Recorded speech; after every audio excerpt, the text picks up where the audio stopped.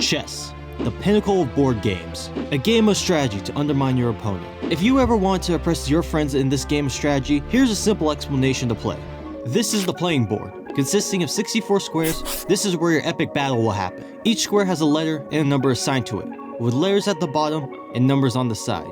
These letters and numbers don't rotate, so if you're on this side of the board, this will be A1, and if you're on the opposite side, this will be A6. Speaking of sides, this side is the white side, and this side is the black side. There are 6 unique pieces in chess. This is the king.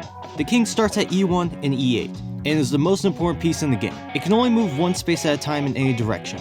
This is the queen. The queen starts on D1 and D8, and can move in any direction, and has no limits to how many spaces it can move. This is the rook.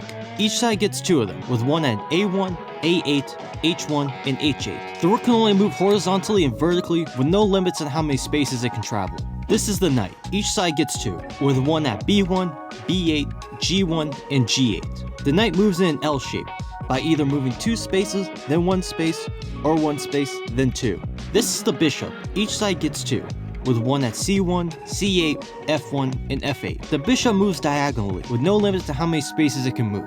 This is the pawn, the weakest and strongest piece in the game. Each side gets a row of pawns, and it can only move 1 space forward. The exception to this is on a pawn's first move, where it can move 2 spaces forward. If you manage to get the pawn to the other side of the board, you can promote the pawn and swap it for another piece besides a king. These are the rules of chess.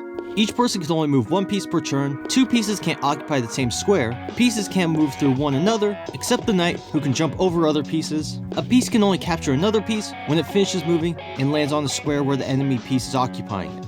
The exception to this rule is the pawn, which captures in a diagonal direction, or does a move called en passant, where an enemy pawn moves next to your pawn. You can then capture the pawn and move your pawn above the space the enemy pawn was on. To do en passant, 3 requirements need to be met.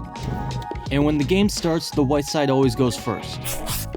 When the king is in danger of being attacked, this is called being in check. The player in check has to either move their king out of danger, use another piece to block the check, or capture the piece that's attacking the king. The game ends when the king is put in checkmate. This means the king can't move any spaces without being captured next turn, or one player forfeits. A game can end in a draw if the opposing king runs out of moves to do while not in check, if neither player can create a checkmate, if the same position of all the pieces is repeated 3 times in the match, or if in 50 moves, no pawn was moved and no pieces were captured. And that is a simple explanation of playing chess. Now go out there and get those neurons firing.